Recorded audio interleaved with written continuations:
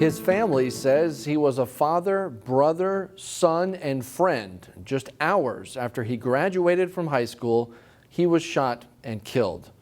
Family and witnesses say Reese Crenshaw was shot in the chest without reason by a stranger.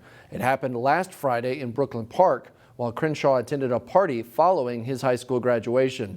31-year-old Daniel Walker of Bayport is charged with second-degree murder. Walker has an extensive criminal history. Crenshaw graduated from Fairview Alternative High School in Roseville. A relative set up a GoFundMe page to help with funeral and burial costs.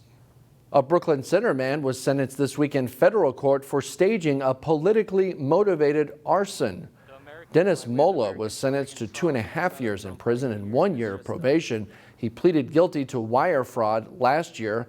Mola had spray painted left-wing political graffiti on his garage door and then lit a fire and told police it was arson because of his Trump 2020 flag he displayed. He then collected donations and insurance money. Law enforcement found that he moved his security cameras and bought gasoline cans before the fire. The Northwest Metro lost a well-known voice. Juanita Hoff, who hosted a show here at CCX Media called Northwest City Politics, has died. As Delane Cleveland reports, she played a role in helping people stay informed. We're very happy tonight to have as a guest Mayor Linda Loomis from Golden Valley. For nearly 20 years.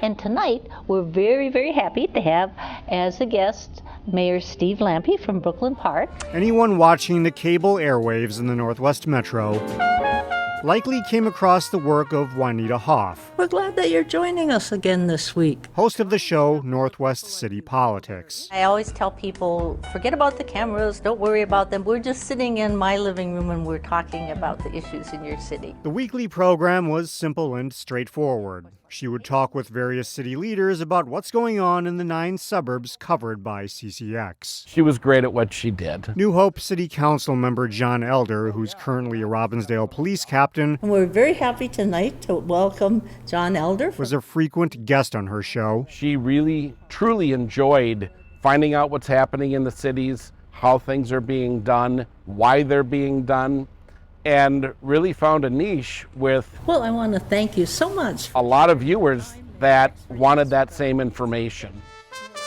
While that information is still available to people who want to find it, We're always happy for people like you. the voice delivering that message has changed. This is a tremendous loss. Hoff died earlier this month after a long illness. She's survived by her husband, New Hope City Council member Andy Hoff, and 2 children. They're getting through everything together as a family. I get to take an issue that concerns me, what's happening in our cities. Now we say goodbye to this longtime member of our CCX family. You represent our area. And we thank her for sharing her passion of keeping people informed by getting answers directly from the key decision makers. She utilized those talents and that passion to get people far more informed of what was happening in our area. And we're grateful to her for that and for her friendship. Delane Cleveland, CCX News. A nonprofit in Brooklyn Center is celebrating World Refugees this weekend. CAPI USA is holding a celebration on Sunday at Centennial Park in Brooklyn Center. The event will include a cultural performance stage, a dance workshop, food trucks, and a storytelling tent. And so it's really important that we hear directly from them, to hear their stories and hear, what brought them to Minnesota and how can we help them and what type of, what was their journey like? This year our theme is Our Journey, Our Story. And so it's important that we allow those communities to share what their journey is so that they write their own narratives. That event is from noon to 5 p.m. Governor Tim Walz is expected to attend around mid-afternoon. The Osseo-Maple Grove American Legion is hosting an event this weekend aimed at building camaraderie and attracting younger members. The Legion will host its first ever video gaming tournament Saturday. Teams of 2 will compete against each other in the Call of Duty video game for the opportunity to win a $5,000 donation to charity. The only qualification, you have to either be a veteran, spouse, or family member of somebody in the military. It should be a good tournament and a good turnout, but we're hoping that maybe some of those veterans that come and play might say, all right, this is the place for me. The gaming tournament will begin at 10 a.m. Saturday. Spectators are welcomed to attend. It's time once again for artists from around the world to descend on Maple Grove. In Weekend Showcase, we found out why the streets are the canvas and while you'll need to get there quickly to see it. Every color, every idea on the streets of Maple Grove this weekend. It's time for Chalkfest. A lot of art that you see in galleries and stuff like that, you never get to see the process. And so with this art form, you get to see from the beginning to the end, you get to see how weather affects it, you get to see the interaction the artists have, and you really get inspired. When Sean McCann began Chalkfest 8 years ago, he said he could only dream it would take off like it has. For 2 days, Main Street in Maple Grove hosts thousands as they witness artists from around the world creating work before their eyes. After Sunday night, everything gets power washed away and it's all a memory. So it's kind of like going to a concert. You remember that concert for the rest of your life, even though it only lasted for a few hours. These painted murals are up around town also, drawing people to the annual event. Each one is a kaleidoscope of color, detail, and powerful imagery. McCann is happy it's meant so much to Maple Grove because it draws in people to businesses and restaurants. Wherever you put art down, you're going to get an audience. With Maple Grove, it's such a great intersection from different places, and so there's great infrastructure here to host the festival, enough spaces for people to come and park, and shopping, eating, and all the other things that are going on. And so it's really a great opportunity for people to enjoy the weekend, come and see what's going on here in Maple Grove and see all the amazing art. Chalkfest is Saturday and Sunday on Main Street in Maple Grove, and the hours are 10 until 5 both days.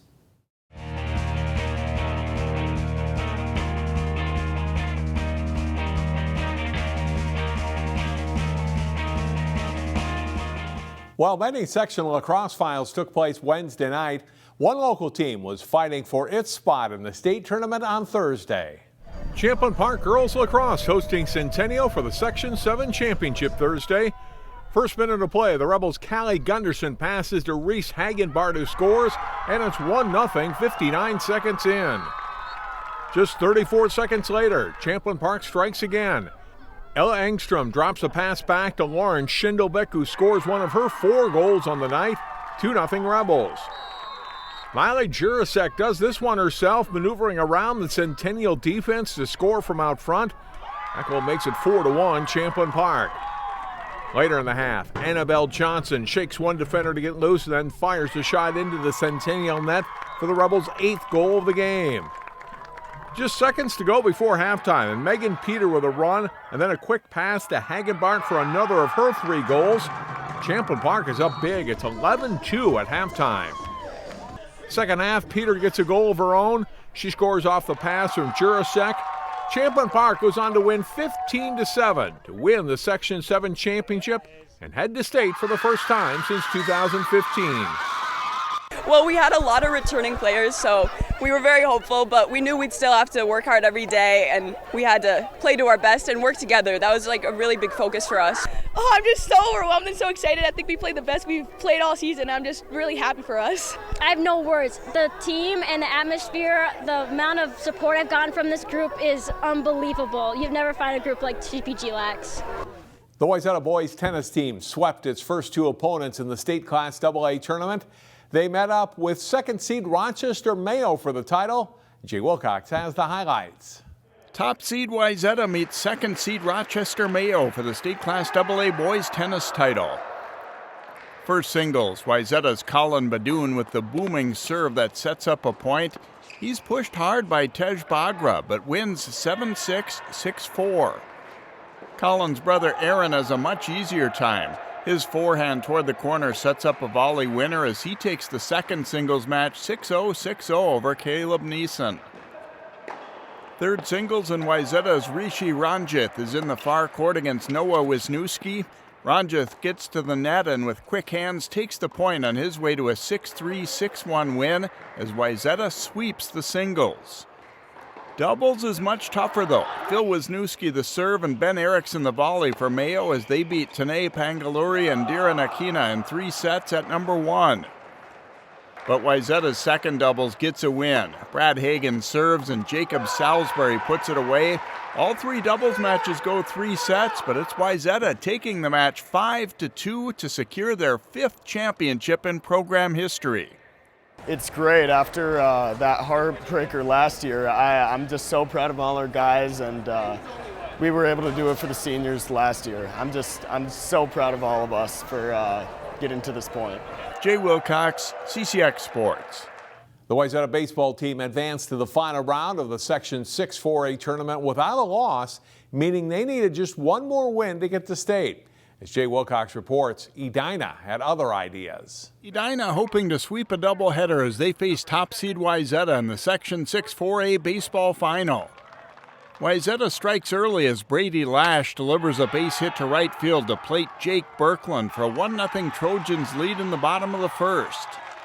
That lead holds until the 5th. Edina's Jack McCoy drives it to left center just out of reach of the diving try. Edina leads 2-1 and they go on to a 10-1 win to set up Game 2 for the title. Ahead 1-0, Edina's Tyler Munson launches it over the left fielder's head. Lewis Meyer scores for a 2-0 Hornets lead. Caden Morgan adds to the lead with a solo drive in the 5th as Edina gets the sweep with a 5-1 win, ending Wayzata's strong season. Jay Wilcox, CCX Sports.